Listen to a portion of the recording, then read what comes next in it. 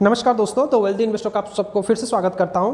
आज का हमारा केस स्टडी रिलायंस इंडस्ट्रीज के ऊपर है। हम इस कंपनी का detail fundamental and financial analysis करेंगे। तो दोस्तों, Reliance Industries Limited is an Indian multinational conglomerate headquarter in Mumbai. ये एक मल्टीनेशनल कंपनी है जो कि इसके अंडर कई सारे बिजनेस रन करती है, जो कि हम आगे जाके देखेंगे। सो इसका जो main business including energy, petrochemicals, natural gas, retail, telecommunication, mass media, textiles. And Reliance is the largest public company. इसका जो है इंडिया में हमारा लार्जेस्ट पब्लिक कंपनी है by market capitalisation and revenue और मार्केट कैपिटलाइजेशन में ये नंबर 1 है, लार्जेस्ट पब्लिक कंपनी है। And the 100th largest company world की लिस्ट में इसका जो रैंक वो 100 है। It is India's largest private tax payer and largest exporter, accounting of 7% of India total merchandise export. India से जितना भी एक्सपोर्ट किया जाता है उसका 7% मतलब रिलायंस इंडस्ट्रीज ही एक्सपोर्ट करती है। And company has relatively little free cash flow and high corporate debt. इसका थोड़ा कम फ्री कैश फ्लो होता है एंड कॉर्पोरेट डेट भी इसके ऊपर कुछ है।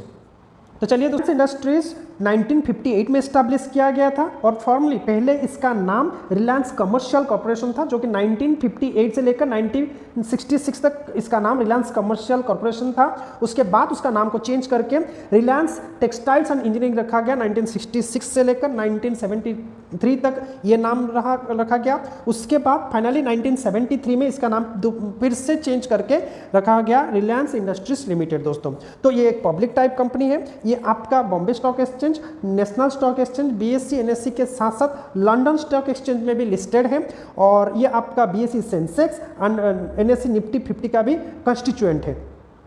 तो ये जो कंपनी है ये 1958 में इस्टेब्लिश किया गया था। धीरूभाई अंबानी जी इसके फाउंडर हैं। इसका जो हेडक्वार्टर मुंबई महाराष्ट्र में पाया जाता है। पूरा दुनिया भर में अपना बिजनेस करती है। इसका chairman and managing director mister Mukesh Ambani ji हैं।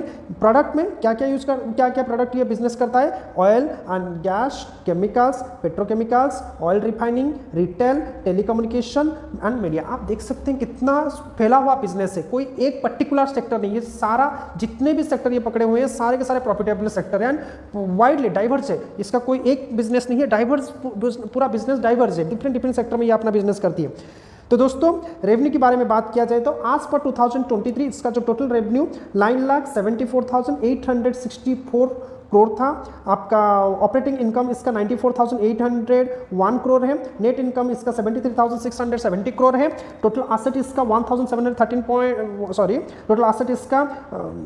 17,13,506 करोड़ है। टोटल इक्विटी इसका 8,21,153 करोड़ है। एंड इसके ओनर जो है मुकेश अंबानी जी, वो इस कंपनी में 50.39% का हिस्सेदारी रखते हैं। आज पर 2022 इस कंपनी में 3,42,982 एम्प्लॉइज काम कर रहे हैं और आज अभी ये जो 2023 में डेफिनेटली नंबर बढ़ गया होगा। इसका जो सब्सिडरीज वो जियो प्लेटफॉर्म है, रिलायंस रिटेल है, जियो बीपी है, नेटवर्क 18 ग्रुप है, Alok Industries, Reliance Foundation, India Win Sports, Reliance Global, Corporate Security, रेलिकॉर्ड, Reliance Institute of Life Science, Shikha Ports and Terminal Limited. आप देख सकते हैं किस मतलब टेलीकम्युनिकेशन से लेकर आपका स्पोर्ट्स सेक्टर में हो, ऑयल सेक्टर में हो, लाइफ साइंस सेक्टर में हो, कितने मतलब डाइवर्जेंट इसका बिजनेस है। बहुत ही बढ़िया इंडस्ट्री है। अपना बिजनेस को सारे के सारे आप देख सकते हैं ये प्रॉफिटेबल सेक्टर है। तो चलिए दोस्तों, हम लोग आगे बढ़ते हुए इसके फाइनेंशियल के ऊपर और डेप्थली नज़र डालते हैं।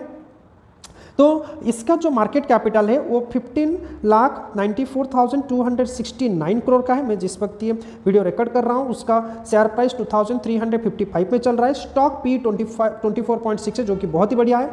बुक वैल्यू 1,058 रुपीज़ है। आप देख सकते हैं बुक वैल्यू से करंट प्राइस सिर्फ 2 टाइम्स ही ज़्यादा है, ज़्यादा नहीं है, बहुत ही बढ़िया होता है। डिविडेंड 0.38% का डिविडेंड यील्ड करता है। हाँ, इसका आरओसी थोड़ा कम है, 9.14% है। इसका आरओई 8.94% है, ये भी थोड़ा ठीक ठाक है। इसका फेस वैल्यू 10 रुपीज है। तो इन फ्यूचर में भी इसका जो स्टॉक स्प्लिट कर सकता है।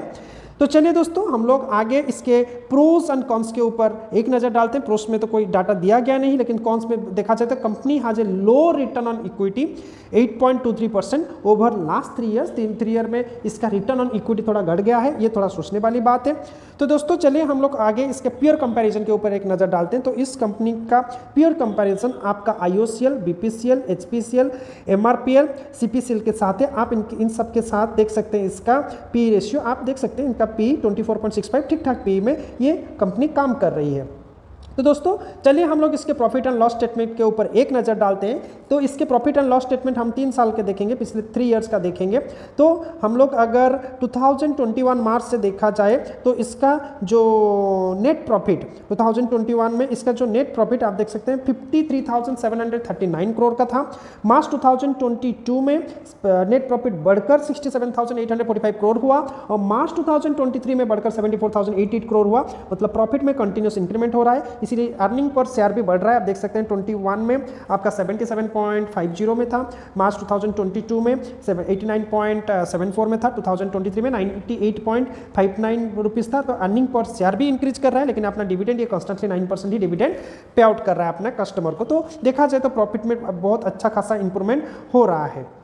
तो चलिए हम लोग इसके CAGR आप देख सकते हैं कितना बढ़िया रिटर्न ये आपने इन्वेस्टर को बना के दिया। हम जब चार्ट जाएंगे तो देखें कितना और भी बेहतर तरीके से समझ पाएंगे कि कितना बढ़िया रिटर्न ये आपने इन्वेस्टर को बना के दिया। आप यहाँ देख सकते हैं जो कंपाउंड एनुअल ग्रोथ रेट 5 साल में 18% और 10 ईयर में 19% का बहुत ही बढ़िया कंपाउंड एनुअल ग्रोथ रेट ये अपने कस्टमर को अपने इन्वेस्टर को बना के दिया है दोस्तों।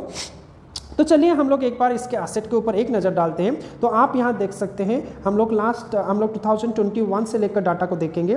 तो आप यहाँ देख सकते हैं मार्च 2021 में जो एसेट वो आपका 13,20,065 करोड़ का था। तो आप देख सकते हैं यहाँ पर मार्च 2022 में जो एसेट 14,98,622 करोड़ का हुआ और मार्च 2023 में जो एसेट 16,05,882 करोड़ का हुआ। मतलब यहाँ पर एसेट में भी इंक्रीमेंट हो रहा है। हम लोग पहले तो देख चुके हैं कि प्रॉफिट में कंटिन्यूसली इंक्रीमेंट हो रहा है और एसेट में भी इंक्रीमेंट हो रहा है। तो एक बहुत ही स्ट्रॉन्ग सिग्नल देता है आपको इन्वेस्टमेंट करने के लिए। इसका पी रेशियो भी ठीक ठाक है। तो हम लोग इस कंपनी के बारे में थोड़ा सोच सकते हैं। इसका जो बिजनेस भी डाइवर्जेंट है, मतलब कोई एक पर्टिकुलर टाइप का बिजनेस नहीं है, इसका जो बिजनेस बहुत ही डाइवर्जेंट है। तो दोस्तों मेरे हिसाब से तो बहुत बढ़िया कंपनी है। तो चलिए हम लोग एक बार इसका शेयर होल्डिंग पैटर्न को देख लेते हैं और ये साथ में ये भी देखते हैं कि इंस्टीट्यूशनल इन्वेस्टर्स इसमें कोई इन्वेस्टमेंट कर रहे हैं या नहीं कर रहे हैं। तो आप यहाँ देख सकते हैं प्रोमोटर के पास इसका 5.39% का होल्डिंग है। और चलिए हम लोग अगर दिसंबर 2022 से डाटा देखें तो किस तरह से अपना शेयर होल्डिंग डिस्ट्रीब्यूशन हुआ है हम लोग देखते हैं। चलिए तो प्रोमोटर के पास दिसंबर 2022 को 50.49% का शेयर्स था, मार्च 2023 में 50.49% का शेयर्स रह गया और जून 2023 में 50.39% का शेयर है। मतलब प्रोमोटर अपना होल्डिंग थोड़ा थोड़ा करके डिक्रीज कर रहे हैं। और अगर FIS और DIS के बारे में बात किया जाए तो FIS का 2022 में 23.48% का, 2023 में 22.49% का और 2023 में 22.55% का इसका शेयर से। और DIS का उसी हिसाब से देखा जाए तो 2022 में 15.26% का, 23 में 16.06% का और 23 में 16.13% का। मतलब FDIs और FIs का शेयर देखा जाए तो एक तरह से बहुत ही बढ़िया इन्वेस्टमेंट इसमें इंस्टीट्यूशनल इन्वेस्टर्स इस कंपनी में करके बैठे हैं। तो गवर्नमेंट के पास इसको 0.17% का और पब्लिक के पास इसका 10.76% का हिस्सेदारी है दोस्तों। तो दोस्तों मेरे हिसाब से जो शेयर होल्डिंग पैटर्न वो बहुत ही स्ट्रॉन्ग है, बहुत ही बढ़िया है। मेरे हिसाब से शेयर होल्डिंग पैटर्न तो बहुत ही बढ़िया है और प्रोमोटर के पास इसका लगभग आधा शेयर ही प्रेजेंट है। और क्योंकि इंस्टीट्यूशनल इन्वेस्टर का बहुत अच्छा इन्वेस्टमेंट रहा है तो मेरे हिसाब से फंडामेंटली बहुत ही स्ट्रॉन्ग कंपनी है। तो दोस्तों चलिए हम लोग इसके चार्ट ऊपर में फाइनली एक नज़र डालते हैं, देखते हैं इसने अपने इन्वेस्टर को कुछ रिटर्न अच्छा प्रोवाइड किया है या फिर नहीं किया है। चलिए हम इस डाटा को पहले 6 मंथ कर देते हैं। तो आप यहाँ पर देख सकते हैं, अगर आज का पहले देख लेते हैं। अगर आज का डाटा देखा जाए तो आज ये 0.52% का इंक्रीमेंट देखने को मिला है, 12.15 रुपीज़ का हाइक देखने को मिला है। तो दोस्तों चलिए हम इस डाटा को 6 मंथ कर लेते हैं। तो 6 मंथ में ये 0.68%, मतलब 6 महीने में उतना कुछ ज़्यादा खास ये अपने इन्वेस्टर को रिटर्न प्रोवाइड नहीं किया। 6 महीने पहले इसका जो स्टॉक प्राइस वो 2340 रुपीज़ था और आज का डेट में 2356.20 में ट्रेड कर रही है। लोग इस डाटा को ईयरली 1 ईयर कर लेते हैं। आप यहाँ देख सकते हैं 1 ईयर में अभी शेयर प्राइस डाउन में चल रही है। तो दोस्तों अगर आप इसका शेयर उठाना चाहते हैं तो अच्छी तरह से कंपनी के बारे में रिसर्च कीजिए। आपके हिसाब से अच्छा लगे तो मेरे हिसाब से ये सही टाइम है शेयर को उठाने के लिए, क्योंकि यहाँ आप देख सकते हैं -3.88% का डाउन दिख रहा है। आप देख सकते हैं कि 18 अक्टूबर 2022 को शेयर प्राइस 2451 में ट्रेड कर रहा था और आज के डेट में ये 2356 में ट्रेड कर रहा है। बहुत ही अच्छा टाइम है अगर आप उठाना चाहते हैं, आपके हिसाब से कंपनी ठीक है। तो ये कोई हमारा रिकमेंडेशन वीडियो बिल्कुल भी नहीं है, आप यहाँ से वीडियो देख के जाके शेयर खरीद लेंगे, ऐसा बिल्कुल भी नहीं है। आप अपने हिसाब से मार्केट रिसर्च कीजिए, आपको इस कंपनी का फंडामेंटल सही लगे तो जाकर आप इन्वेस्टमेंट कीजिए दोस्तों। तो चलिए हम लोग इसका 5 साल का रिटर्न देखते हैं। आप देख सकते हैं 5 साल में ये 115.97% रिटर्न दिया है। मतलब जो इसमें 19 अक्टूबर 2018 को इसका जो शेयर प्राइस 1090 रुपीज़ में ऑलरेडी ट्रेड कर रहा था और आप देखिए जो इसको लॉन्ग टर्म में होल्ड करते हैं बहुत ही बढ़िया रिटर्न ये आपने शेयर होल्डर को बना के दिया है। लगभग एक शेयर में 1265 रुपीज़ का हाइक देखने को मिला है। तो कितना बढ़िया और कितना शानदार रिटर्न प्रोवाइड किया है दोस्तों। लगभग डबल से भी ज़्यादा ये आपने इन्वेस्टर को पर शेयर बना के दिया है। तो बहुत ही बढ़िया रिटर्न ये 5 साल में दिया है। और इस डाटा को अगर मैक्सिमम कर दे तो आप देख सकते हैं जो इसको लॉन्ग टर्म में होल्ड करके रखा है लगभग 4344% का रिटर्न। मतलब कितना ज़्यादा ये रिटर्न, मतलब पर शेयर ये 2303 में अपना इन्वेस्टर को बना के दिया है दोस्तों। आप देखें जब ये शेयर मार्केट में लिस्टेड हुआ था 5 जुलाई 2002 को शेयर प्राइस 53 रुपीज़ था और आज के डेट में आप लगभग 22-21 ईयर में आप देख सकते हैं 20 साल में ये कितना शानदार रिटर्न आपने इन्वेस्टर को दिया है। तो दोस्तों अगर आपको इस कंपनी का फंडामेंटल सही लगे, आपको बिजनेस अच्छा लगे, आपको समझ में आया बिजनेस, तो आप इसमें इन्वेस्टमेंट है। मेरे हिसाब से तो फंडामेंटल बहुत ही स्ट्रॉन्ग कंपनी है। हमारे पोर्टफोलियो में इसका कुछ ना कुछ शेयर जरूर होल्ड होकर रहना चाहिए, लेकिन आप इन्वेस्टमेंट करने से पहले कंपनी के बारे में अच्छे से रिसर्च कर लीजिए।